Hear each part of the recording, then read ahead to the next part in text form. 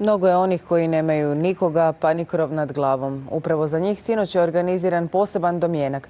Topli prostor, hrana, piće, sve je pripremljeno samo za njih. Humanitarna udruga Savao za beskućnike je organizirala domjenak na kojem je bila i naša ekipa.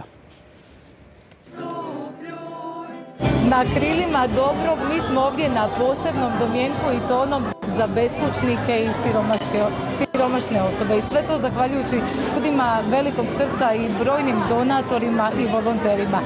Isto tako i volonterima udruge Savao. S nama je njen predsjednik i on će nam odgovoriti na pitanje što vas je potaknulo da organizirate ovaj domjenak.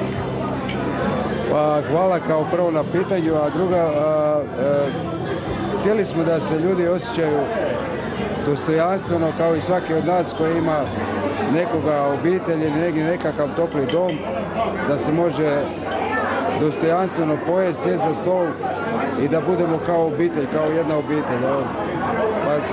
Pa smo došli na ideju da to bude i u nekom, do sad smo imali na otvorenom prostoru, a sad smo htjeli prvi put da bude i ovdje zatvoreno kao prava obitelj u nekom toplom objektu. Pripremili ste sve, ovdje je mnogo hrane, pića, ovdje je i DJ. Jasno, kao što možete vidjeti, brojni su ljudi i ovdje i riječ je o ljudima koji nemaju nigdje nikog pa ni krov nad glavom. Jedan od njih je i Hrvoje koji će nam reći. Hrvoje, molim vas, recite kako se vi osjećate, koliko vam znači ovaj domjenak večeras? Sve.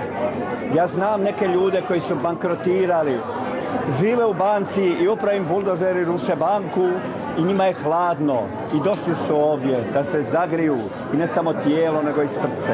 Je li vaše srce zagrijano? Je, jer vani je -7 po noći. Vi spavate na ulici, je li? Ne, ja spavam na krovu banke koju upravo ruše buldožeri. Aha, jasno. Želim da se to promijeni. Ovdje, kako sam rekla, i DJ, dakle nakon što se ovi ljudi nahrane, pojedu i popiju, sigurni smo da će biti razloga i za zabavu večeras.